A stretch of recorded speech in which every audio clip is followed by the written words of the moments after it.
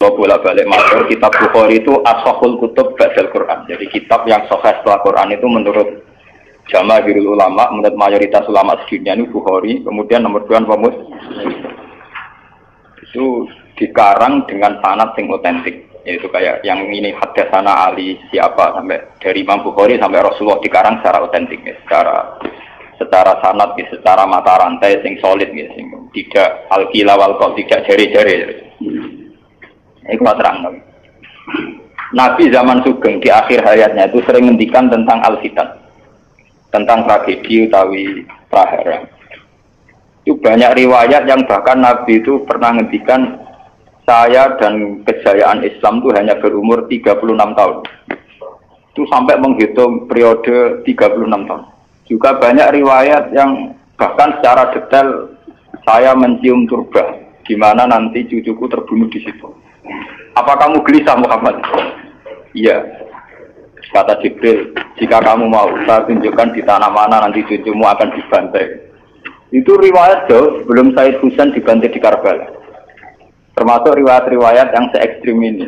Jadi ini kan terus ngaji kalau wingi-wingi bahwa nanti pada akhirnya sing mlebu neraka iku ora wong dolim tok, termasuk kita-kita sing saleh. Jadi wis sempat masuk swarga.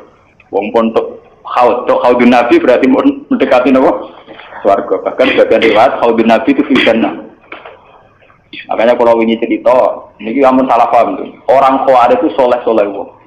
Justru karena kesalehannya itu melahirkan tragedi dalam Islam. Karena solehnya itu kemudian mengharamkan barang yang mubah, mewajibkan barang yang sebetulnya hanya sunnah. Penyakit wong soleh mesti begitu. Ane jajal awet ke itikaf ning masjid seminggu, soleh seminggu. Enggak metu perpal perempuan wong amen jagongan ning omah. Ora eling pengen. Padahal eling pangeran iso ning omah iso ning dalan. Cuma dekne selerane kan ilinge ning masjid. Wong itikaf seminggu kok gegere kak. Enggak kalah. Enggak kowe seneng pengajian ya ngono. Wong kene ora seneng ngaji sing teko kok wong 5. Gelem dijak apik ta ora? Padahal ning omah ngurmat anake ya apik. Paham ya? Ning pasar dagang ngurmat anak putu ya apik. Cuma APM kan kiai dari pelepak-plepok ning masjid.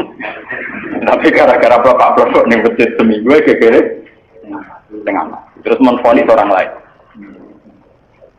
Wah ada. Jadi sebentuk kesalehan itu pasti melahirkan tragedi.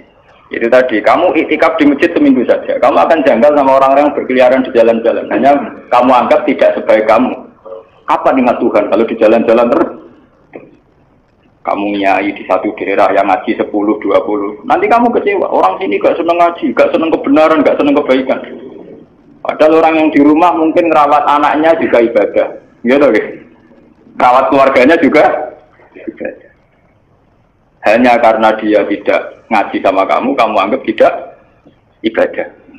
Padahal di rumah juga ibadah dia. Nah ini orang Khawarij dengan background kayak itu paling mudah begitu. Sehingga orang-orang ini nanti ketika sudah sampai ke surga, kemudian ketemu Nabi, kata Nabi mau disampaikan ke Haudun Nabi. Dia mau sampai ke telaga Nabi. Tapi pas mau sampai ke telaga, terus Nabi diingatkan oleh Allah, mereka tidak layak masuk surga. Innahum qad ahdatsu ba'da. Mereka bikin bid'ah setelah kamu. Tapi itu umatku ya Allah, saya kenal mereka, mereka kenal saya. Ya, tapi sukon itu harus dijauhkan dari surga. Dan ini kalau cerita, kenapa kesalehan melahirkan tragedi? Dalam semua sejarah dunia, selalu tragedi itu dimulai dari kesalehan. Ya. Semua tragedi dunia itu dimulai dari kesalehan. Paling enggak klaim kesalehan. Ya, paling enggak klaim apa? Kesalehan. Karena semua bentuk kesalehan atas nama agama tentu langsung dikaitkan dengan Allah, bertautan dengan hukum Allah. Kalau sudah kamu yakin itu hukum Allah, tentu kamu dengan mudah akan menghukumi kafir siapa saja yang menentang, karena kamu anggap melecehkan hukum Allah. Akhir dari itu tentu kamu akan tahlil dam. Nak ngono wong iku halal darah. Ini rungokno tenan. Karena setiap pelanggaran atas nama agama tentu dianggap melanggar hukum Allah. Jika orang yang mengklaim demikian kan mudah mengkafirkan orang lain karena dianggap wani pengerah. Paham ya? Nah, kalau sudah menvonis orang lain berani Tuhan, tentu darahnya dihalalkan. Kayak kasus kaum Khawarij. Sebetulnya saat Ali Muawiyah itu melakukan konflik atau terjadi konflik, saling bunuh, saling perang, kelompoknya Ali Muawiyah saling serang. Itu kan tragedi duniawi biasa. Dalam hidup pasti ada gejolak, ada demonstrasi, ya, ada perebutan kekuasaan. Sebetulnya itu kan fenomena sosial biasa. Misalnya kiai drengki-drengkinan, masa kiai drengkinan bakul bakso kan gak mungkin. Bakul bakso drengki-drengkinannya bakul. Orang malah bakul es rukun. Tidak bisa kamu logika panas musuhnya adem, bakul bakso jejer bakul es rukun. Mereka bar mangan bakso tuku. Tapi bakul es pada adem itu kah? Bukan. Mereka saingan, itu nunjukkan saingan tak jenis. Mulai kalau aku rada aman. Mereka sing nyanyi aku kudu alime sekali beraku aman. Paling wong saya ingat aku adir Mustafa. Padha kelas-kelas ringan kan musuhe kelas. Ora nek nak ngalim tulisan kaliber. Dadi rapati di musuh.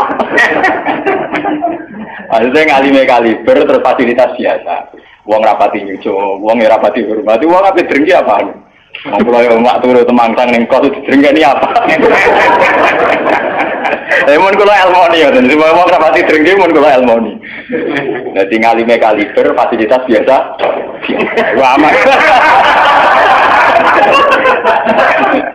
Berapa kayak gitu? Aman, itu istihad. Jadi untuk menjaga keamanan. Ngalih merah kaliber yang diti wong nyucup, wong dobaris. Mesti wong mencep lah. Alimem sepi, kok wong dobaris gegeres. Gak-garuan. Ini termasuk strategi ngadepi apa prahara. Artinya sakit di elmoni. Sebenarnya secara ijtihad itu bisa apa? Bisa ten. Lalu kulon biasa lama-lama tenggelam kulon mereka ngumbal be anak kulon. Enggak, dia biasa ada mobil direm, kes mau ke bareng kulon. Kak lagi benefit. Kulon betul mobil, nah udah mau ada muter berang-berang. Nah itu memang gitu ya, karena kita trauma dengan sejarah. Ketika Khawarij meyakini Ali melahirkan sulmatan fiddin, melahirkan pencitraan agama. Salmatan fiddin atau sulmatan fiddin itu pencitraan agama. Muawiyah juga dituduh demikian, salmatan fiddin. Akhirnya orang Khawarij lewat kelompoknya itu ada sekelompok orang yang ditugasi membunuh Ali, ditugasi membunuh Muawiyah, dan ditugasi membunuh Amr bin As di Mesir. Semua tokoh-tokoh besar Islam itu melahirkan tragedi Islam, harus dibunuh semua. Itu yang keputusan gitu itu lewat kesalehan. Mereka orang-orang soleh, orang-orang khusyuk, senang iktikaf, senang zikir. Dia punya keputusan sing lahirno tragedi dalam Islam. Makanya kamu jangan kaget, kenapa di Irak itu banyak perang saudara, di Mesir, di Sudan, di Khartoum, di Darfur, di Somalia. Itu kalau sudah perang berani mati, karena mereka mengatasnamakan agama. Nah, kalau agama berarti merasa dia punya titah Allah, titah Tuhan. Sehingga kelompok lain ya orang Sunni bantai Syiah, Ahmad Sunni itu biasa. Makanya kita disyukur, kalau bolak-balik kita harus syukur sebagai bangsa Indonesia. Bangsa Indonesia di filosofi berdol guri, soalnya bergeremeng-geremeng ngelas neng guri, orang terus ini kita syukur jadi wong Jawa. Cari rasa cocok, mau grudal, misalnya rasa-rasaran kiai beda partai mau grudal, bagus sekali. Karena ada sampai pembunuhan. Paling banter sing dikisi pelatihan ngirim tarmihim. Ayo tak pikir ramahan gitu, tak pikir kode ramahan tindak, tak pikir. Ya paling misalnya mati dikisi yang ngeluh sidik-sidik. Orang yang mati. Paham? Semenjak itu tragedi itu tidak dimulai dibunuh non-Muslim, tapi dibunuh orang Islam. Semenjak peristiwa Ali Muawiyah. Dulu Umar itu matinya masih keren. Umar itu dibunuh oleh seorang Yahudi, Abu Lulu, seorang Majusi, Abu Lulu al-Majusi. Era Utsman banyak riwayat mengatakan yang membunuh itu banyak yang tidak Islam. Tapi era Ali, Muawiyah sampai Said Husain itu yang membunuh orang Islam semua. Bahkan sulahahum, orang-orang yang kategorinya soleh. Wong soleh macam payah. Baik Madin gue kenal aku ngukumi wong murtad itu biasa. Karena daftar kemurtatan dalam kitab-kitab salaf itu terlalu banyak. Sama kalau ngaji Sulam Taufik, Sulam Safina itu betapa mudah orang-orang masuk kategori nomor. Mohon pondok kula rata rego ajaran. Wah ana sing kiai tanglet kula, Gus yo mboten nglebokno ajaran iki pondok jenengan. Lagi bantah aku kok takok. Nak bantah, bantah-bantah, nak takok tak jawab. Ini umum kalau perhitung dong, itu memang resiko. Resiko ada takfir. Bukan kitabnya yang salah. Kita kalau tidak punya khazanah banyak itu resiko. Jadi kalau baca kitab gitu itu harus punya khazanah yang lain yang apa? Banyak. Sehingga tidak mudah mentakfirkan orang atau memurtadkan. Semenjak Ali Muawiyah tragedi, karena kelompok-kelompok soleh itu menvonis Ali itu murtad atau Muawiyah itu murtad, kemudian diteruskan. Kalau gitu halal darahnya, akhirnya dibunuh. Ali ya dibunuh, Muawiyah ya seringkali mengalami percobaan dibunuh. Ya kalau kan nanti cerita tengah sini, jadi Ali hasil dibunuh, yang Muawiyah sebetulnya subuh itu juga dibunuh, tapi pas itu Muawiyah meriang, yang imami itu wakilnya, sehingga yang dibunuh wakil. Mulane kalau bolak-balik cerita, ning tinggon wong kesolen mesti pintu-pintu. Wong kuwaris sih pintu-pintu. Wong ngongkon killer, ngongkon pembunuh bayaran kok tarife ngene. Lah Muawiyah ku sapa? Pokoke sing imami subuh. Ora disifati ciri-ciri spesifik mboten. Pokoke sing imami subuh. Lah Muawiyah subuh pria. Nomor wong imam ya di materi. Wong apa jenenge? Apa itu istilahnya tugas-tugas yang super bahaya kok tarifnya pokoknya sing subuh. Wah, emroh. Wara ini sing piye kok tak nami iya tak ngene sing piye. Kemudian polisi diseket tasik. Ora tarifnya pokoknya sing imami. Imami ya meriah. Nasibnya apik. Jadi ora pembunuh profesional. Walhasil semenjak itu tragedi dimulai dari takfir. Setelah itu ada era Muawiyah punya anak Yazid. Yazid ada isu dia senang nyabu, senang ngeflek. Dia orang yang nakal saat jadi pemimpin. Orang Islam sholat tersinggung. Wong kok dipimpin wong dolim. Cara orang Islam ekstrem wong kok dipimpin wong ra sholat, wong ra bener kok mimpin wong bener. Akhirnya Madinah bergejolak. Madinah bergejolak ini kemudian banyak yang mervokasi Said Husain supaya ngambil alih kepemimpinan sinten. Sampai nak cerita di tragedi kesalahan. Walhasil Said Husain akhirnya lewat bantuan orang-orang Kufah. Orang Kufah itu saat ini dari wilayah Irak. Ya. Jadi kayak Kufah, Asfahan, terus Nahawandu itu ikut wilayah Irak dulu. Ketika Irak pecah dengan Iran, ikut wilayah apa? Iran. Dulu yang situ semua itu namanya orang dulu kalau bilang itu Kufah sama Basra. Gitu, makanya kalau di kitab-kitab Nahwu semua kitab salah kalau bahasakan kawasan itu, kalau ada kawasan Kufah ya apa? Sekarang di bahasa internasional lebih dikenal Irak semua. Tapi kalau dulu orang bilang itu Kufah, Basra, Nahawandu, Asbahan, Khurasan. Itu kan ya kawasan itu. Dan sampai orang-orang Kufah datang ke Madinah. Ya Husain, karena yang dituduh zalim, kita yang nanti di Kufah siap membeat jenengan jadi khalifah, siap dukung jenengan jadi apa? Khalifah. Ini ku mengkudeta kepemimpinan ya. Said Husain sebagai orang junior, beliau konsultasi sama Sayyid Ibnu Abbas. Ibnu Abbas itu pernah paman, karena Ibnu Abbas itu misananya Nabi. Ya, Ibnu Abbas itu kan misananya sinten Nabi. Beliau itu sugeng nanti era Said Husain ya. Ibnu Abbas sugeng nanti era Said Husain. Ketika Said Husain konsultasi sama Ibnu Abbas, dihentikan ini, Yabna Ammi, Al-Kufah la tafi. Sopo sing ape dukung kowe? Tiang Kufah ya Ammi. Wong Kufah atau jujur. Wong Kufah itu bulat gak welet.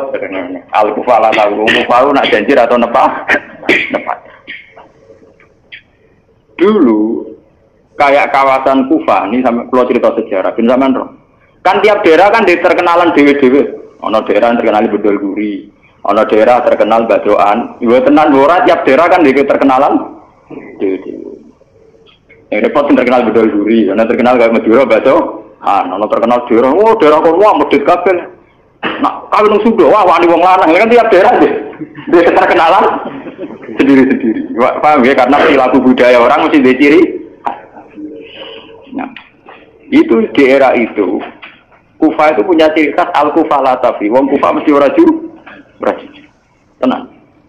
Walhasil akhirnya Said Husain minta maklum ya, minta supaya dimaklumi.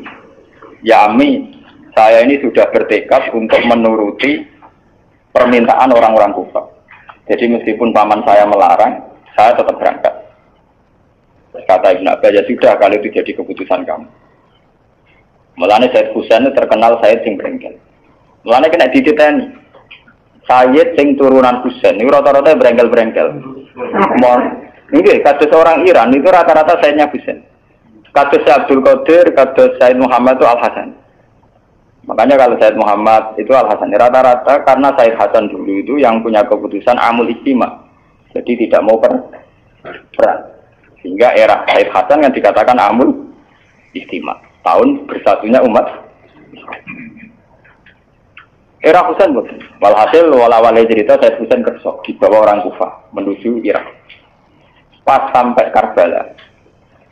Itu Said Husain bilang gini sama pengawal-pengawalnya, ini sampai mana? Ini Karbala ya Husain.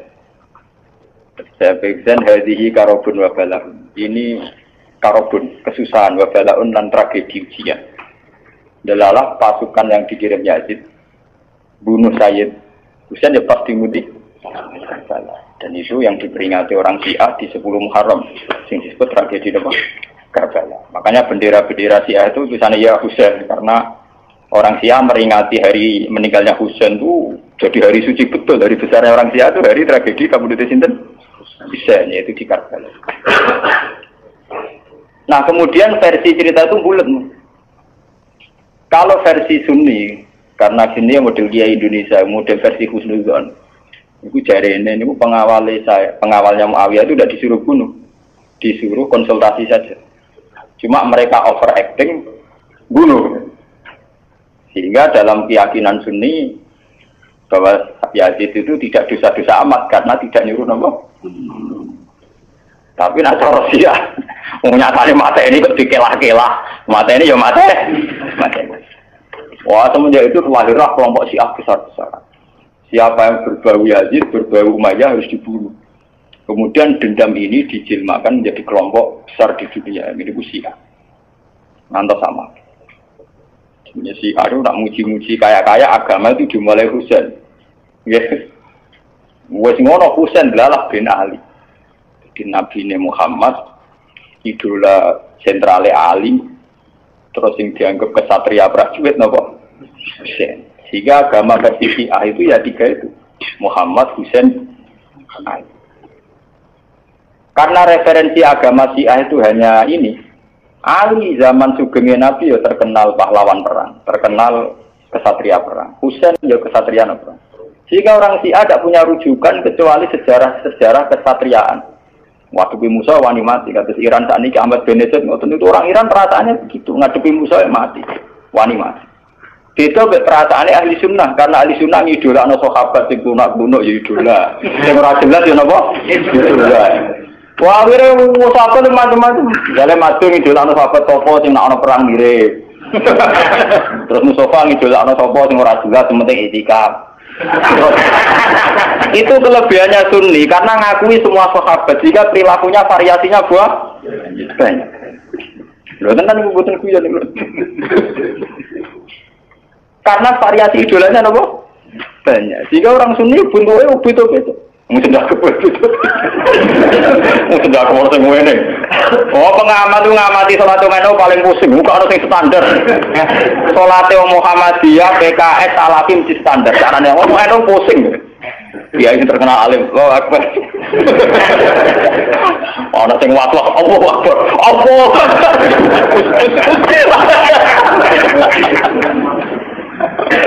Oh, sedekah kok ono sing ngene, ono sing ngene, ono sing santai. Ana sing lambene ngancing nono selik. Karena orang Sunni terlalu banyak tokoh idola, karena keyakinan Sunni semua sahabat itu layak diikuti. Iku mbok barokah mbok laknat kowe keyakinan wong Sunni iku semua sahabat layak napa? Sahabat macam-macam, akhirnya wong Sunni macam-macam. Itu beda dengan Syiah. Sentral sejarahnya di Husain. Husain sebagai martel perang atau kesatria perang. Ali terkenal Al-Qarrar, orang yang reputasinya juga tentang nama. Jika dalam terminologi Syiah itu tidak ada istilah bihikmati al-idhatul hasanah, sing sabar ngadepi Musa sing santun ora mahal tuh. Jawa niku mboten mahal. Paham ya? Sampeyan ngerti kenapa sih acara berpikir demi. Nek Sunni mboten. Mau kiai iku dhisik ning daerah Abangan. Mujite tiga Islam ora malah dungo. Wah cerita seputar rawani tok. Seputar sabar, seputar kawan. Jarang kok itu diwani jotosan. Jadi sejarah dengan sabar. Sehingga dalam tradisi Sunni itu tidak ada revolusi sampai sekarang. Beda dengan di Syiah. Libanon pengikut Syiah, Syria ya Syiah, Iran juga Syiah. Meskipun Syiah sendiri punya variasi, kayak Syiah Imamiyah, Syiah Ismailiyah, Zaidiyah dan sebagainya. Tapi trennya sama, tetap menjadikan Said Husain sebagai sentral. Emang langsung TV kan nonton bendera Syiah tulisan apa? Ya apa? Ya Husain. Nah sama idola kan buatan Husain. Idola Hasan, Said Hasan itu rasa seneng perang, tapi semua ya kok. Jadi ya Pak Kiai Jawa, perang barang, gerwaman titik, nopo poli. Ya, menjadi sejarah berulang. Ya apa-apa, jadi perang repot. Mau yang mirip perang, itu cerita. Buat akhirnya setelah era Yazid, kemudian ada dinasti-dinasti. Kemudian era Yazid karena bin Muawiyah disebut dinasti Umayyah. Orang-orang penggemar Husain karena Husain itu mendiriati Rasul melahirkan dinasti. Jadi disebut dinasti Fatimiyah. Sebenarnya dinasti Fatimiyah itu bukan dinasti turunan Husain, karena saking cintanya ke Husain mengatasnamakan dinasti apa? Fatimiyah. Ada perang. Walhasil wala-wali zaman nanti dinasti Fatimiyah itu puasa. Ketika puasa sempat bikin Al-Azhar. Jadi Al-Azhar dulu itu barokahnya dinasti Fatimiyah. Al-Azhar itu dari kata Fatimah Zahra. Af'al tafdilnya Zahra itu Al-Azhar. Kayak Hasna, kalau mu'anat kan Hasna. Kalau bahasa Arab untuk af'al tafdil Al-Ahsan. Jadi kalau Zahra berarti menjadi Azhar. Itu karena bahasa saja kayak Hasna mu'anat, kalau Ahsan untuk af'al tafdilnya. Jadi kalau Zahra jadi apa? Azhar. Dari kata Fatimah Zahra. Ya sudah begitu. Artinya semenjak tragedi Ali Muawiyah itu kemudian orang Islam itu sudah perang terus sama Islam terus. Ya, dinasti Umayyah digusur, Abbasiyah, Fatimiyah terus begitu. Sampai terakhir di Seljuk kayak zaman era Bauddin Leng, Timur Leng dan sebagainya. Kemudian agak bersatu saat terjadi perang salib, yaitu disatukan oleh kepentingan melawan Pangeran Philip dari Prancis dulu saat menyerang Baitul Maqdis. Itu ada perang salib satu yang dipimpin Salahuddin Sinten. Itu mendingan karena ada musuh. Nanti kadang musuh itu dibutuhkan oleh dari Sayyidina Imam Syafi'i ngendikan musuh yang berpikir lebih apik di bang konco. Kok konco pun arana musuh tukaran musuh dhewe, kancane dhewe. Mana sajane partai-partai Islam kudu dhewe musuh bersama. Malah juga partai-partai dhewe Islam kah? Islam kah. Jadi mesti kalau di Indonesia dijajah Belanda ya sepakat, pokoknya sementing Belanda diusir. Beda agama, beda partai musuh Belanda. Jadi rana Belanda, rana Jepang ya usir-usir. Itu sejarah. Mulai dulu trennya sejarah begitu. Nah, semenjak itu sudah disebut fitnah. Kalau sudah fitnah itu la tusibanna alladziina dzalamu minkum. Yang kena tidak yang salah saja, yang soleh juga akan kena. Kalau fitnah itu sudah kena, sudah jatuh, pasti yang kena semua. Yang soleh juga ikut kena. Akhirnya orang-orang soleh itu banyak yang minggat. Makanya banyak sejarawan yang mengatakan Islam di Aceh masuk Aceh itu ya abad 7. Jadi abad persis sahabat. Nabi itu kan sekitar tahun 610. Ya. Kalau Masehinya sekitar 610. Gitu dong, ya. Wong saat niki itu 1430 Hijriah. Berarti terpautnya dengan Masehi kan kita 600 tahun. Ya, 600 tahun. Karena Masehi sekarang kan 2000, anggap saja 2000. Mas Hijriah kan 1400 toh. Ya, kisarannya ya terpaut sekitar 600. Kenapa disejarahkan di Aceh itu era sahabat? Karena ketika konflik Muawiyah itu benar-benar ekstrim, itu banyak sahabat yang netral yang milih minggat. Gak melok-melok, dia pergi. Dia saat pergi itu menuju Cina, karena dulu kota populer itu Cina. Ya banyak yang sampai ke Cina. Makanya kayak Cina di King di apa itu banyak kepulauan Cina sing Islamnya sudah mayoritas. Bahkan hampir semua elemen di Cina itu sudah banyak yang Islam. Termasuk pasukan. Makanya abad keberapa itu ada Cenggo, ada apa itu kamu tidak usah kaget karena era sahabat saja sudah ada Islam di Terutama di nopo niku yang nopo ini kepulauan Singking nopo kabupaten atau apa kebenaran atau apa provinsi itu yang di sana itu. Sehingga apa Islam sudah merasuk di sana lama, termasuk banyak saja pasukan-pasukan Cina yang Islam. Makanya kayak cerita Cenggu Islam, terus Masjid Sampokong di Semarang itu diyakini Cenggu Dzurriyyah Rasul itu memang masuk akal dulu ketika tragedi itu memang banyak Dzurriyyah Rasul yang pergi ke Cina. Nah itu ada nggak sampai Cina. Bekesatan, beberapa rakyat, pokoknya sholat malam, akhirnya tergambar doa. Sehingga Islam di Aceh tua betul. Orang sepakat pasti Islam pertama di Indonesia itu di Aceh. Makanya secara face ya, wajahnya orang Aceh itu lebih dekat ke Arab atau India. Karena dulu mbah-mbahnya itu kalau nggak Arab ya apa? Nah, Eropa nak tunggu lama tunggu. Ngomong Solo itu mesti asli made in Kenya. Mau nih pesa ndak kreten. Mau aja bangir-bangir. Nah ini mirip apa India. Karena kalau ndak dari Gujarat, dari Arab. Babane kita, Pak, babane wong napa? Iku makin barang mesti Jawa. Emosi. Aku lo cerita. Sehingga ada Islam di Aceh itu ya barokahnya konflik. Ya barokahnya apa? Konflik. Makanya ketika Rasulullah ini cerita malih tentang Cina. Sebetulnya Nabi itu sempat diberitahu Tuhan, ya Muhammad. Ini kalau terus nama lagi tentang hati sokan. Nabi pernah cerita ke sahabat, saya berdoa 3 hal. Yang 2 dikabulkan Allah, yang 1 tidak. Terus sahabat tanya, yang 1 itu apa ya Rasulullah? Saya minta Allah yahlika ummati, hala kabadihi dibadin. Saya minta supaya tidak ada kerusakan, tidak ada bantai-membantai antara umatku dengan umatku yang lain. Kamane aku rasa pengen wong Islam paten-tinaten berumat Islam di famana aniha. Tapi Allah tidak mengkabulkan itu. Allah tidak mengkabulkan. Terus ketika Nabi kan secara basariah, secara kemanusiaan tuh kecewa. Karena tidak ingin melihat umatnya kok saling wong Islam kok paten binatan dan apa. Nah pangeran es mentang-mentang pangeran kon ikut keputusan umat. Aku sing roh hikmah. Menang kalah sing duwe-dunya ya menang. Wong proposal ae kasih kabulno kan ya sah. Jenenge napa? Proposal, permohonan. Tapi ternyata sejarah membuktikan teori itu bahwa yang benar ternyata Tuhan. Ketika orang Islam di Timur Tengah tidak nyaman dengan kondisi Timur Tengah, banyak yang minggat. Termasuk minggat di Cina. Akhirnya Islam di Cina patah, minggat di Aceh, akhirnya di Aceh patah. Sama seperti Pangeran Diponegoro, Pangeran Dinowo itu tukaran kecewa mbek keraton do minggat. Akhirnya ono Islam teng Sulawesi, ono pangeran nak do berkeliaran itu.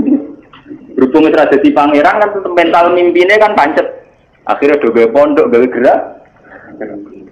Nah, mau tetep nang keraton meneng nang Taman Sari terus demenan terus malah repot.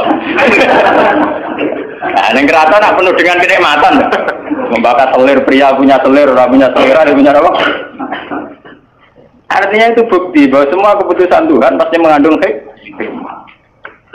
Mulane nak ana kiai tukaran ning daerah iku apik. Tapi nak ra minggat malah ra apik. Kok gak menyebar. Kok ning kono. Dadi nek tukaran kudune sing ming. Iku nanti iso menyebar. Nak ra minggat dadi udun ning kono. Dalam dulu sejarah pondok-pondok gede iku barokah tukaran kabeh. Saya ono Gus ning desa, kok Gus pondok gede. Mergo ning pondok induk itu tukaran. Wah, akhirnya nyebar. Zaman tanya saja, sejarah melilir boyo kerabat sampai apa. Ada pondok di Pandan Aran, ada pondok apa, mesti barokah itu kak. Orang tak munafik. Loh, kalau ini keluarga kiai itu, saya dari keluarga dinasti Lasem. Dulu banyak tidak cocok akhirnya nyebar. Ki Hamid Pasuruan itu keluarga saya, itu misanan sama Pak saya, tukaran nyebar. Banyak balukman, rata-rata pasaran meningkat ke Tuban. Itu penting untuk tadi kadang. Cuma repot kadang untuk tukaran rapi enggak lagi. Jadi udun. Berarti aku mikirnya. Nah ini cerita. Sampai tanya sejarah manapun, barokah ono Islam ning Cina itu barokah tukaran, barokah minggat. Islam di Aceh juga barokah apa? Itu begitu sejarahnya memang begitu. Makanya dalam hukum takdir itu begitu. Takdir itu kadang tidak menyenangkan secara syariat, tapi takdir nggak bisa dilawan. Ya karena itu tadi. Itu sudah Tuhan. Tuhan itu kalau dengan hak prerogatifnya sebagai Tuhan mesti jawabnya ini alamu malah salah. Saya tahu apa yang kalian tidak. Pengiran suatu mau kongres bahwa ini alamu salah apa? Aku luwe roh, mungkin semua makhluk roh. Itu sejarah. Kemudian bahkan sebagian riwayat mengatakan ini yang sejarah paling ekstrim. Zuriyahnya Husain itu banyak habaib-habaib yang alim, yang bahkan mensyaratkan nggak boleh nikah sama Sarifah, harus nikah sama Ajab. Makanya banyak saya bin Yahya bin Bafadol atau Balfaqih itu banyak yang segak rai saya jelas. Rai ini, saya kadang rai Cino, ya kayak Senghu barang itu. Saya pernah ditanya, apa mungkin Senghu Durya Rasul, tapi rai ini kok Cino? Meripati sih. Dulu ketika banyak pembantaian karena orang memburu zuriyahnya Husain. Ya, sejarah itu kan kayak film-film Cina. Karena takut zuriyahnya Husain itu nanti melawan, mengkudeta, banyak orang yang berburu zuriyahnya Husain mau dibantai. Sehingga untuk mensiasati itu, banyak yang harus kawin sama orang non-Arab. Dan ini pesek atau keriting, pokoknya serah ketara Arab. Paham? Sehingga banyak zuriyah Rasulnya yang sudah secara wajah, secara postur sudah ada kayak zuriyah Rasul. Padahal silsilahnya jelas sampai Nabi. Itu dulu bagian dari strategi menghindari pembantaian. Makanya kamu jangan kaget. Misalnya istrinya Sari Budatua Cina, putri Sempo Cina. Uswino Cina kok nak sampai dok kajen. Saya itu ngajak berapa? Ngenteni dikandani. Itu sejarahnya memang begitu. Memang disengaja dulu dari babahnya apa? Artinya ya mungkin tuh kalau pesek turunan Nabi. Nah, turunan Nabi keluarganya Nabi. Nah, keluarga yang ngebawa Nabi Jahal Abu Lahab barangnya.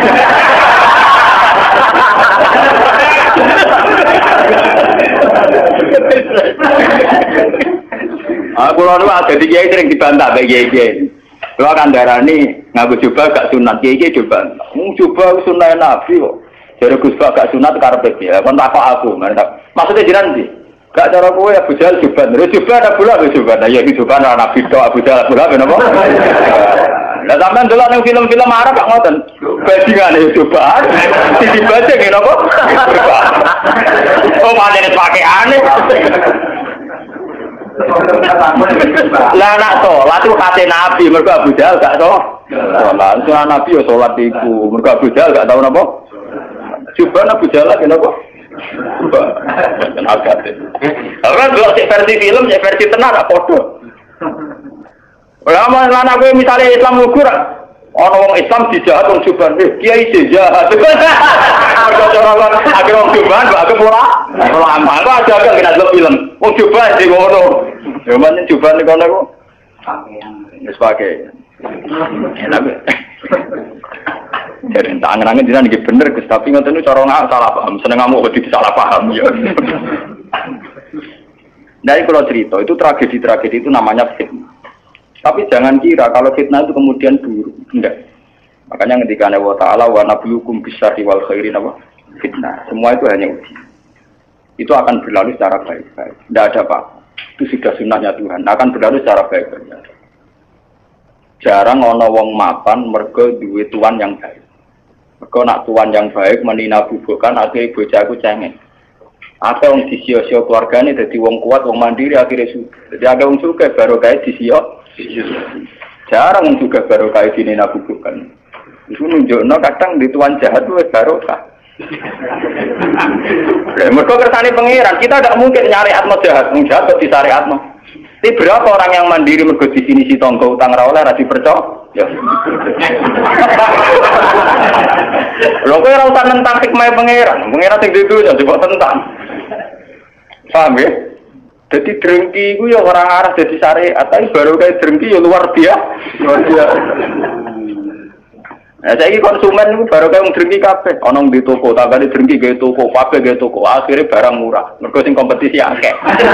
Sing untung konsumen. Kowe ngaji mak suwe aku, lha ora terang. Ada pengiran yang ngerti mokong, ngerti tentang Kanjeng Nabi ngajak nomor permohonan sing aneh-aneh. Mas, kowe roh aku pengen. Ini alamu malan apa?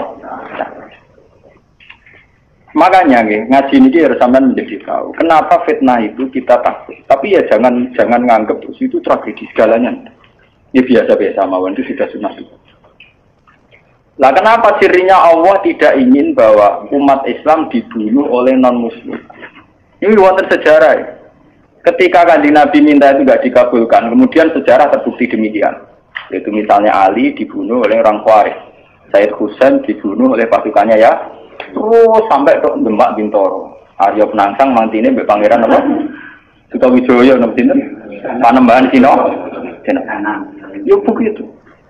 Sejarah di Demak Bintoro sampai sekarang. Kenapa begitu? Tuhan itu ternyata itu menyangkut gengsi. Kata Allah, aku malah ra ikhlas. Nak kekasihku dipateni mbek musuhku. Ada kode kekasihku. Terus kode kayak teori wong Jawa. Kowe nak dhe anak pitu, ditabuki tangga ora trimo. Tapi nak sing nabuk kakake, cek luwih trimo, ditabuk kakake dhewe. Tapi wong liya kowe malah rae. Bukan sia-sia bertua ora apa-apa. Dibang sia-sia wong liya. Ternyata itu luwih masuk akal dari pangeran. Akhirnya Kanjeng Nabi sadar, tangan-tangan nggih Gusti. Artinya luwih masuk akal, sia-sia barane dhewe. Kue dia anak disia-sia kakak nyanyi adik dan sebaliknya kue luwih gampang timbang disia-sia wong. Mesti ra terima. Sopo wani misoya anak. Tapi nak kakak misoya adik kan jangan oleh itu. Itu detail sekali di kitab itu dikarang oleh kitab ulama-ulama kaliber mulai kados sinten Ibnu Khaldun kayak Imam Tobari termasuk Imam Bukhari. Itu sejarah begitu sampai sekarang. Kowe ora usah Rasulullah, partai Islam pirang-pirang nggo dadi sitok niku ora iso wis sunah pangeran ya kudu tukar. Lah tapi gara-gara tukaran berapa kiai yang punya kegiatan? Monggo partai sitok berapa kiai yang nganggur? Karena ada pengurus partai. Gara-gara partai pirang-pirang berapa ribu pengangguran itu dokter. Kok partai akeh rebutan dadi pengurus karena butuh pengurus akeh. Banyak orang enggak ngam. Tetap pinter pangeran kok. Lho nggih, misalnya partai Islam tunggal iki diserap kanggo. Gara-gara ono partai Islam cilik-cilik kok ambu kabeh. Akhirnya untuk aktivitas alhamdulillah.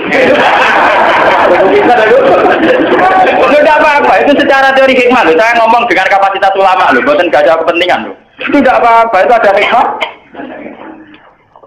Ini ngantul, orang ngantul, pokoknya keyakinan gue ngonton, nyatanya bukti ini ngonton. Apa mengkiri bukti? Mengkiri kertasnya sinten? Pengira. Tidak bisa. Jadi hasud itu akan haram terus secara syariat, tapi banyak baru kayak orang hasud.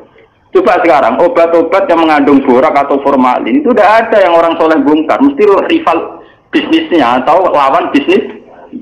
Gak ngarang untuk Masjid Mustafa iso bongkar sindikat narkoba. Sing iso bongkar yang lawan sindikat narkoba. Iya betul. Berapa iso bongkar orang? Iya betul. Pangeran warai mana agar tua kok ya aneh ben nabi jawab ini alamun apa? Apa malaikat tak wong paling parah pangeran. Jawab pangeran ini anak alamun alam apa? Apa ora aku aja.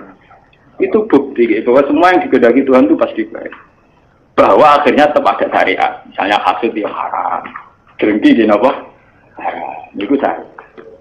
Ya begitu ya ada apa-apa. Haram juga tetap haram. Mana kalau di guyonan Gus, kalau nanti kita ke itu ya, kados makan kewan-kewan sing bahaya kok ada haram kena apa? Saling mangan ulo ada haram dari bangsa. Ya biar, apa itu mau apa nanti haram? Yang buat dihalal kan malah ulontek, malah ramah kewan berbisa. Beda sih. Ya misalnya tikus halal kan gak ono wabah tikus, kan? Ya beda sih jawab. Gak cek ya orang takut sih kurang ajar, aku kurang ditakut. Padahal Tuhan itu punya strategi itu yang menjaga ekosistem di alam raya ini ya karena itu. Umpama rano tikus, rano ular, rano apa. Misalnya populasi tikus itu terus banyak ngalahi jumlah manusia. Kayak gambaran fiksi-fiksi film barat, opera manusia kalah. Lah nak ulane mbok entekno ora ono sing mangan tikus. Nanti populasi tikus luwih akeh timbang manusa, entek itu malah tok. Napa? Tapi kan pahala lo kudu tak pangan. Lho jumlahe ku luwih akeh, mergo ora sing mangan. Wis kadung luwih akeh kowe sing dipangan. Itu memang repot ya, menyangkut hal-hal begitu itu memang repot. Tapi semenjak ngaji ini sampai anak bahwa ternyata Islam di Aceh sampai Cina, bahkan sampai teng Samarkandi, Tashkent, teng Bukhara, Azerbaijan, Tajikistan. Itu dulu itu barokahnya konflik semua. Bahkan ada Islam di pedalaman-pedalaman semenjak Islam di Demak Bintoro Mapan, kemudian mulai pangeran-pangeran kemudian menyebar. Ada yang moh nenggone keraton jadi resi, ono sing jadi ulama, ono sing jadi pangeran di kampung-kampung. Makanya kayak di Ponorogo sejarahnya dia bikin gerakan. Kemudian perilaku hidupnya dintakna nggo nulis takrib. Makanya terus yang dikenang beliau punya tulisan tangan apa? Takrib. Nah, mungkin dia nyaman ning keraton nak malah ning Taman Sari. Dia ono hikmah ini enggak terus jadi ulama. Itu memang itu sudah hikmahnya Tuhan. Bagi kalau teruskan, nah ini sing niku guyon ini sing bakat sing ekstrim. Kembali lagi. Lah kenapa orang-orang khawarij, orang-orang soleh itu kemudian secara kriteria masuk surga harusnya masuk surga karena mereka sholat, mereka soleh, mereka ibadah. Tapi ketika mendekati haudur Rasul, ya mendekati haudur Rasul, pas diundang Nabi mau masuk haud, dielingno pengiran mat innahum qad ahdatsu ba'da. Mereka itu orang-orang kriminal yang bikin tragedi setelah periode kamu Muhammad. Mereka orang-orang kriminal yang bikin tragedi setelah periode kamu. Tapi saya kenal mereka ya Allah, mereka juga kenal saya. Enggak, harus diusir. Ternyata dosa terbesar mereka adalah tahlil tidak mudah mengalirkan darah. Justru atas nama agama. Mane kula nyuwun teng pengajian niki, apapun kondisi kita, wis akeh ra cocok mbek wong liya wis ra. Pokoke jangan mudah vonis atau menfatwakan halal darah. Misal kira cocok wong nganti sudul langit asal ijek Islam utawa kafir dini utawa kafir sing gak harti wong ra jelas. Misale kula gudeng wong, "Pi wis pateni ya." Rasa dipateni ya mati dhewe. Pokoknya hindari hak mudima, sesuatu yang berbau menghalalkan darah harus napa? Karena kita ini sudah kenyang dengan tragedi-tragedi kemanusiaan atas nama nopo agama. Nah, sama ada langsung di TV ini, perompak Somalia itu nang masjidnya mewah-mewah, mergo kampung Islam, mergo ngerampak itu aja di revolusi gaya negara nopo. Mari arah kempro-kemproan. Banyak tragedi-tragedi yang mengatasnamakan nopo Islam. Mergo terminologi agama kan kalau orang salah paham kan gitu. Cara bahasa dunia rampok, misalnya dalam bahasa agama disebut ghanimah. Engkau cara terminologi dunia mengatakan itu bojone wong, cara agama kadang diarani amat. Artinya apa? Agama bisa menjelma menjadi anarkis di tangan orang-orang tidak tanggung jawab. Paham ya? Karena ada kesamaan istilah. Enggak tuh, sekali diarani ghanimah, makanya wong liya oleh bisa, lho enggak masalah. Paham ya? Sehingga mereka ya makanya banyak cerita-cerita ekstremis Islam yang kemudian berversi polisi pernah garong di toko emas ini, pernah ini itu. Karena mereka sekali meyakini satu keyakinan, nganggep ngono iku goni. Misalnya pemerkosaan terus dianggap amat repot. Ana kerusuhan Mei itu sampai kerusuhan. Itu kan repot. Makanya nggih kula setuju model Islam sing familiar, Islam sing sederhana. Kula nganti mati mboten seneng Islam sing aneh-aneh, sing ekstrem. Anu kula salat sunat dirapati, apa kula seneng Islam sing umum, kok Islam minimalis. Kula nganti mati seneng. Kula nek ada bojo kula, aku ora seneng kok, misalnya bus warga perkara kakean salat sunat ora seneng. Selain kesel ya repot. Aku ben mlebu swarga iku mergo pangeran niku bak Islame kok sederhana, iku apik kok jaga stabilitas. Jaga Marudin rahmat Allah Jembar ambus warga kok syaratnya kok repot. Nah, kadung rahmat Jembar ambus warga sing syaratnya mini.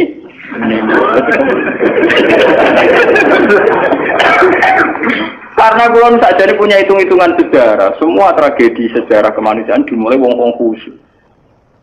Dan ada kesamaan secara ilmu rasional. Ini sing disebut Cooper. Dalam teori psikologi, seorang Cooper itu cenderung begitu. Jadi nanti kalau terlalu akumulasi kayak kelainan.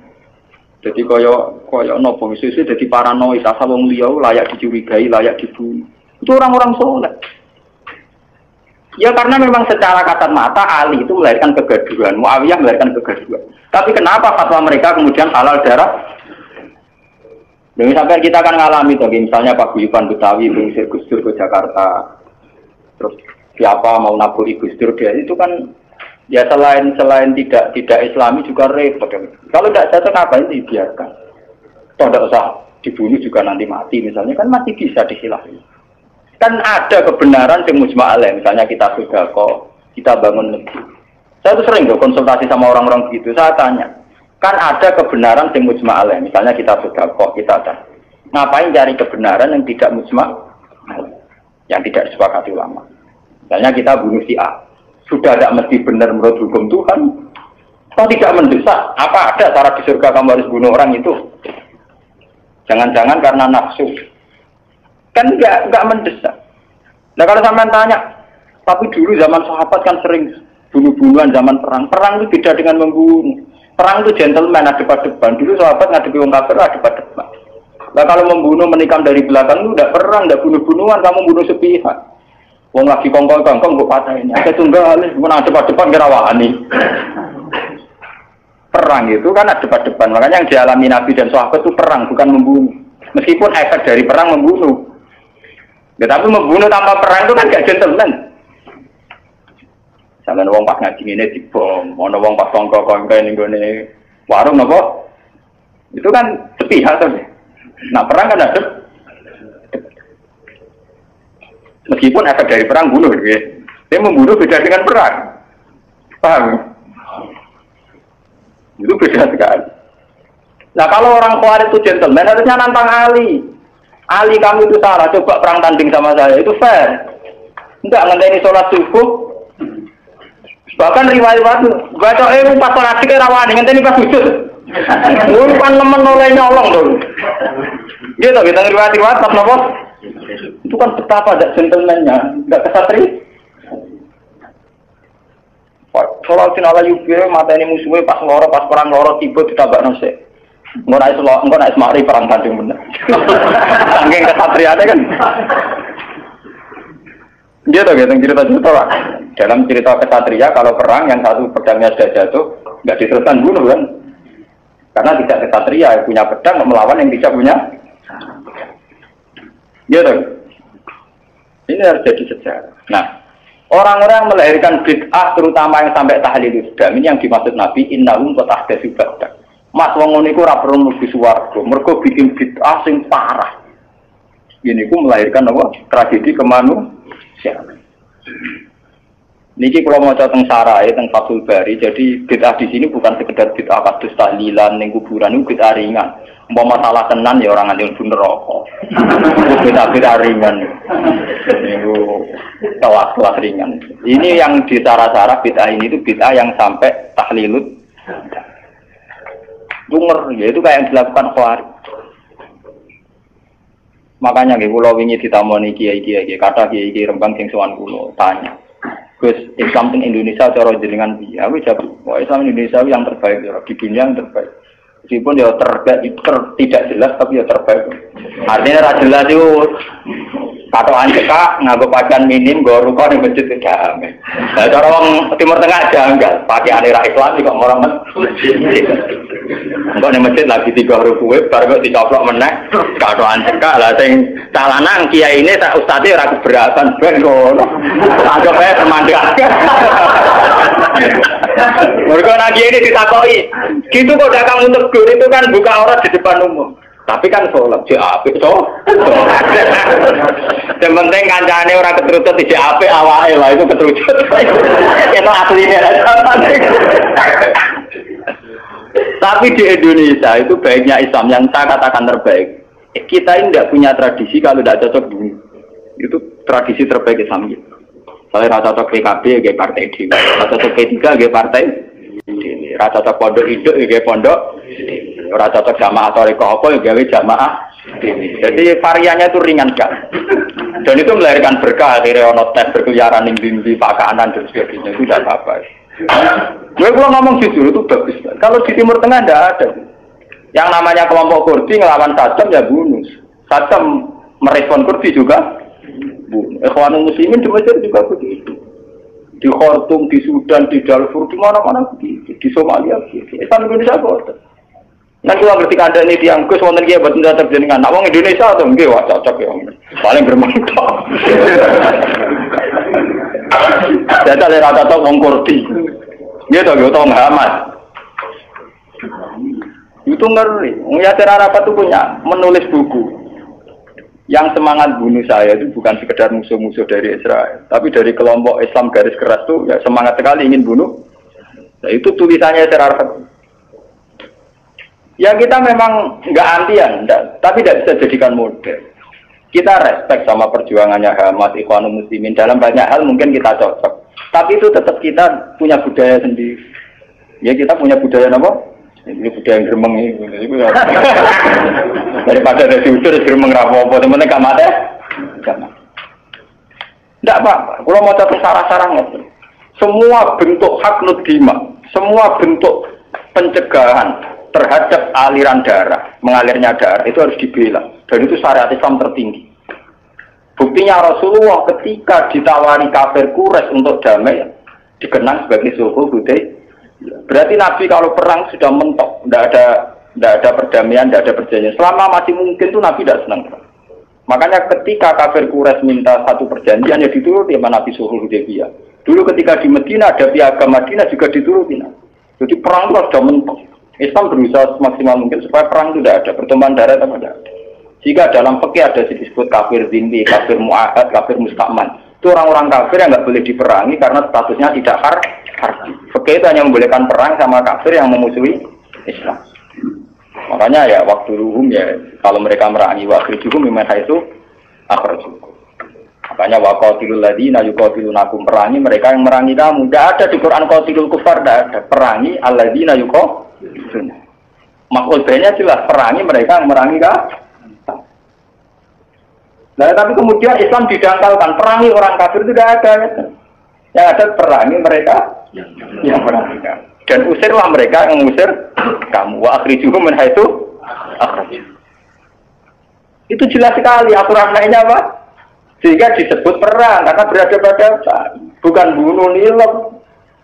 Itu beda sekali kan bunuh musuhnya pas turun di pateni, pas sujud kok sisi Ali. Jadi adekan orang Khawarij itu tidak cocok Ali terus ya Ali saya tidak cocok kamu ya perang tanding apik, gentle. Kayak Ali rata cocok Amr bin As bisa perang tanding. Amr bin As itu panglima terbaiknya Muawiyah, rata cocok Ali tidak perang tanding. Mereka Amr bin As ngerti Ali senengane perang. Tapi Ali kan di pengapesan disebut karoma wajah itu dari ini mereka tahu roh aurat. Kemana rata tahu roh auratnya wong dia. Bareng Amr bin As mereka kalah terus udah malu Ali.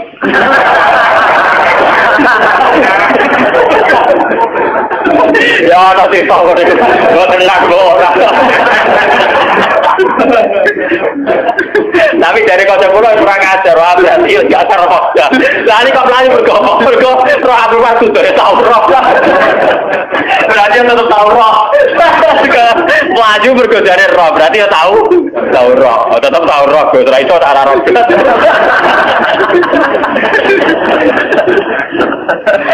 Maaf ya udah kurang ajar.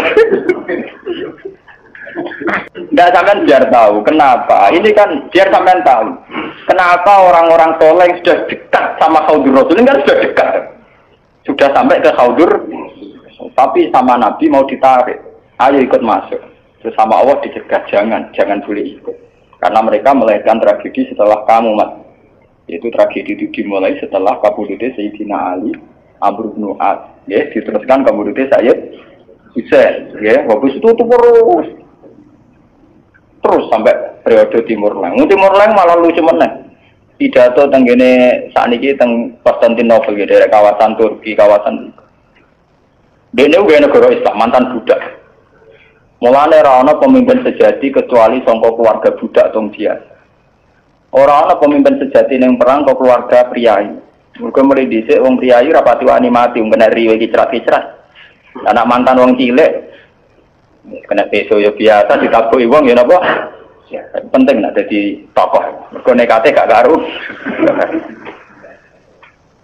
Niku dia filosofinya jelas. Ketika ditanya ingin nyerang Mesir, nyerang Medina, nyerang mana-mana.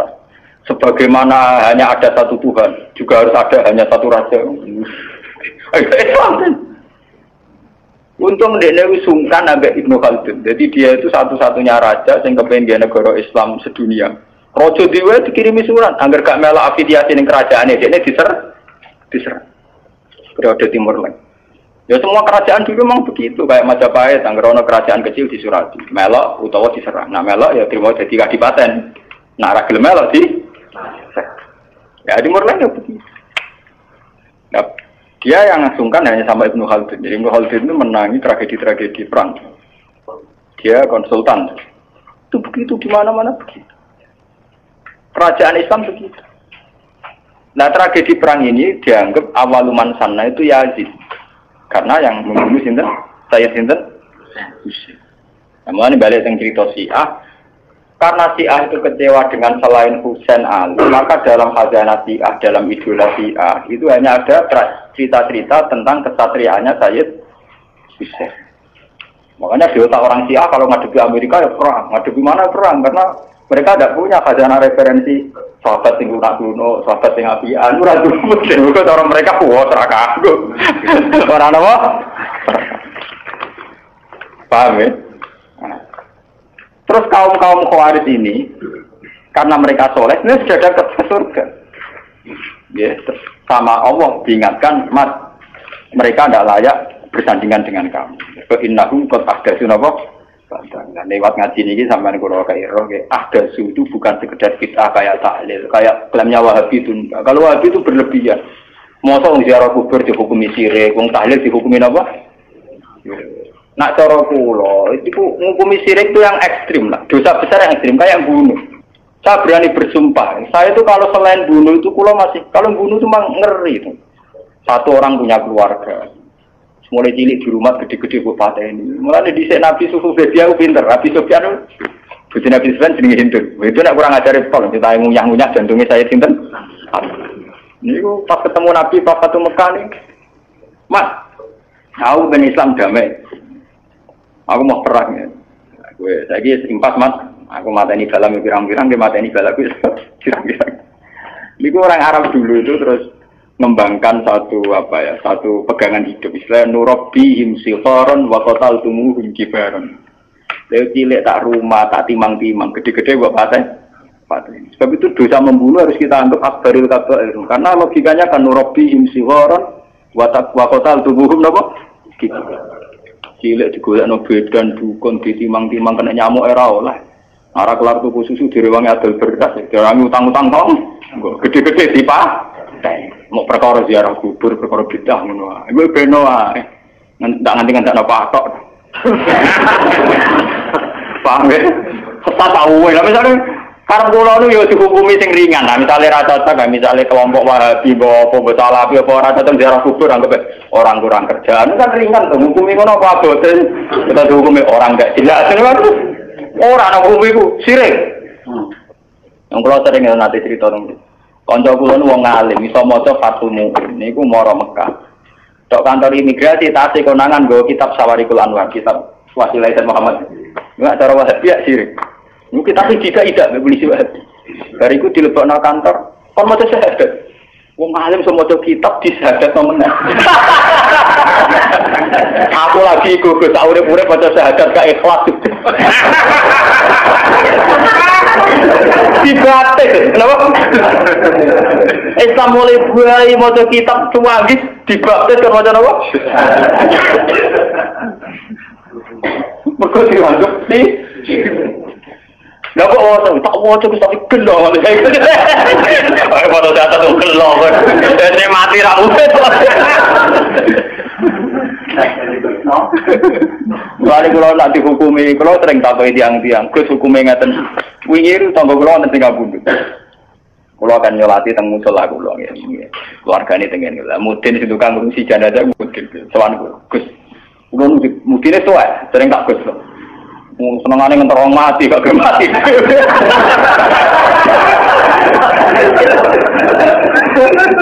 Kakek ora kalah kula, sering sowan kula. Niku kanca-kancane bapakne. Dereng dipanggil kok. Gak usah mati aku lah emor dadi mudun nek mati malah lara. Malah ora ono sing naut kan. Seneng jo kiai niku lho, mergo bagian talqin tak bagian ndekne kula mboten ate purun talqin. Pertama toko-toko darani wis bae ngene piye. Jadi tak kandhani. Kabeh aku mudun mari nganggur. Tapi kula konsekuen, keluargane kondo. Engko jatah sangu gak nemudun. Niku tanggal tenggu, Gus. Wonten tonggo niku nak salat niku madhep ngetan sak desa namung setunggal mbok aliran kepercayaan bono niku cara jenengan sepundi jek nak mati sakniki pun tuwa niku disolati napa mboten oleh nek jenengan takoki salat ra salat ku jeringan penting aja takok wis sirik ta ora ning arep wong akeh lho nggih kata ngomong sing semangat darani sirik nggih kan aku paling ra semangat darani hukum sirik ambek ra anak salat era salat ku ringan. Saya ngukumi rasa solati, maksudnya rasa solat dengan anak, ya bentuk. Karena keekstriman, itu memang ya nyun sewu. Saya itu tidak sependapat dengan Wahabi itu. Wahabi itu paling gampang pakai terminologi ini sirik, ini sirik. Gue bilang aja kayak ahli sunnah. Ahli sunnah itu kan ringan kalau ngukumi orang. Gendul, fase itu kenapa? Gendul. Jadi arah tasak baik uang, misalnya uang tukang zina hukumnya fase gendul.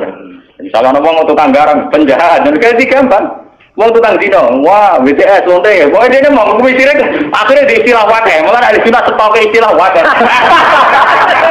Mereka dari bahasa sirik, dari bahasa apa?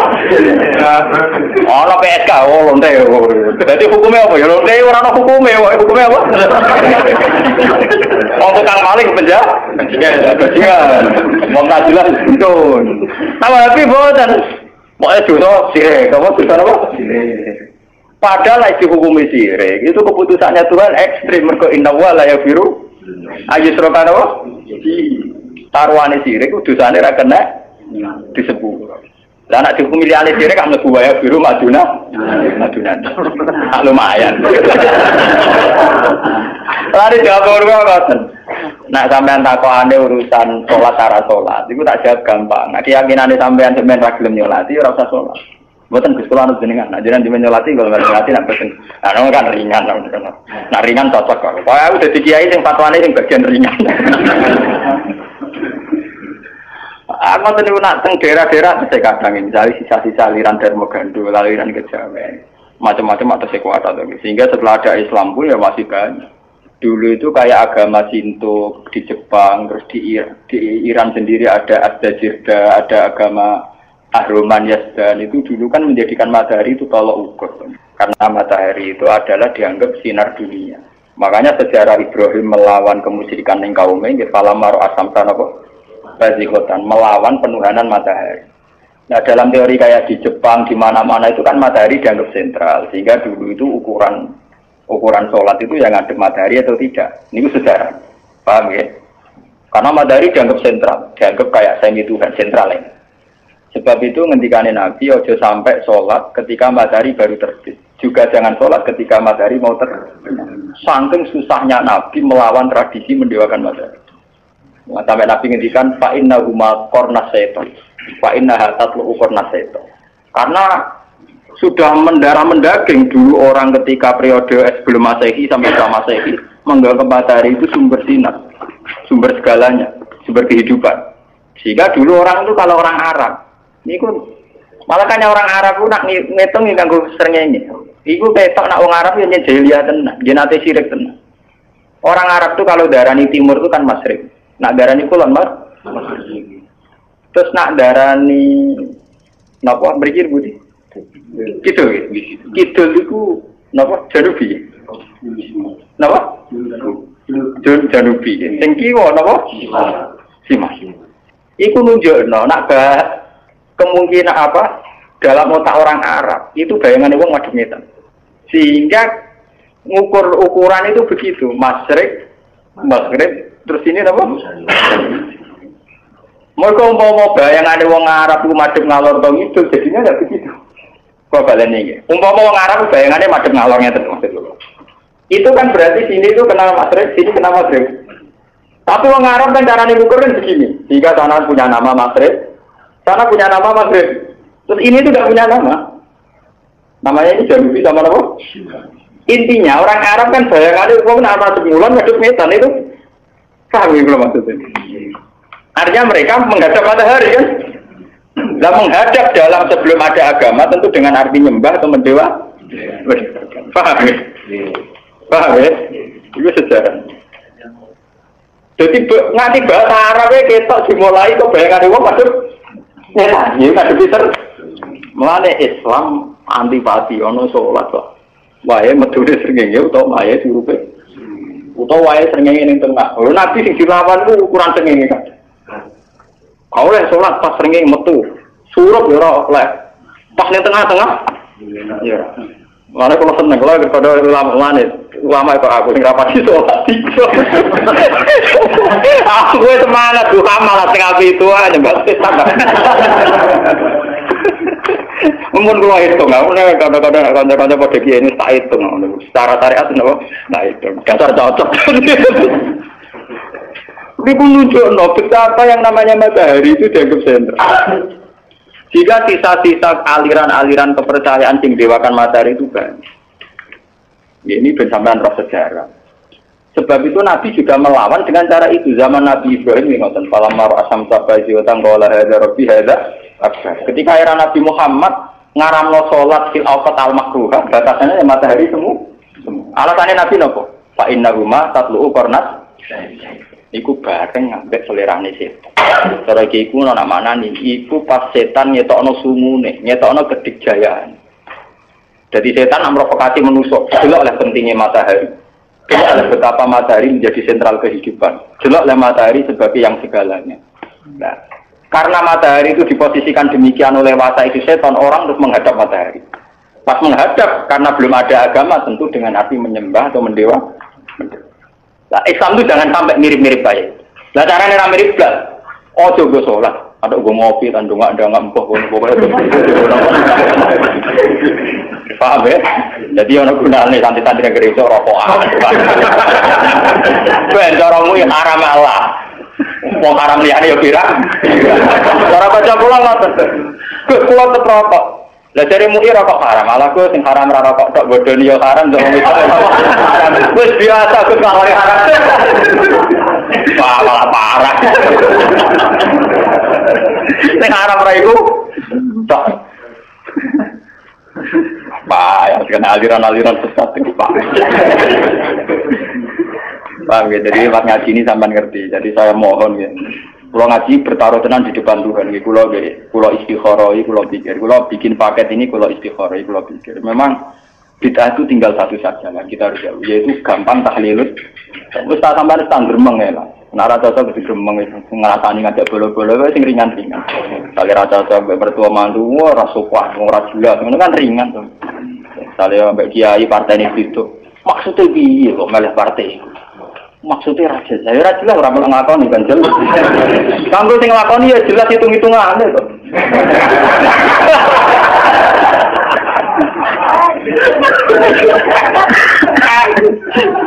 Kalau ngomongnya orang ngelakoni ya orang hitung-hitungan. Kamu sing ngelakoni ya jelas. Nanti kalau kata kok ikut sudah nak buat derek nyalek-nyalek tanah moga. Lalu nambah laris, gara-gara kalau jago peragi politik, jadi tamu kulo kayak kata, tapi tak pisau ya mereka. Aku lama takut hukum tak jawab bang. Takut partai-partai pisolihin, anti partai dolimin. Nanti kalau tak, berarti jenengan kulku, orang ya tetap milah, tapi separuh aja.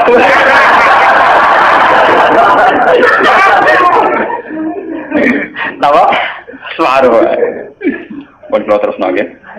Eleng-eleng ya, inna buat ahdatu. Padahal orang-orang itu sing disebut Nabi laya ridu alaiya sopo akwamun pira-pira kaum a'rifuhum wa ya'rifu. Mereka saya tahu dan mereka juga tahu saya. Iku wae akibate sumayu halu baini wa bai. Itu ngendikane ulama teng sarah-sarah itu karena mereka mudah tahlilut. Sampeyan jangan terprovokasi sama bid'ah di luar tahlil itu ringan. Assalamualaikum.